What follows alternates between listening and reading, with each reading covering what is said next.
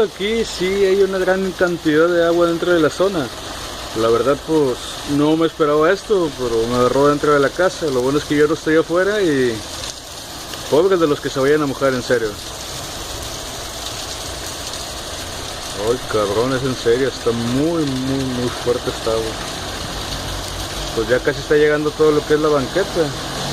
Pero bueno, eso es todo, amigos. Espero que les haya gustado este pedazo de introducción.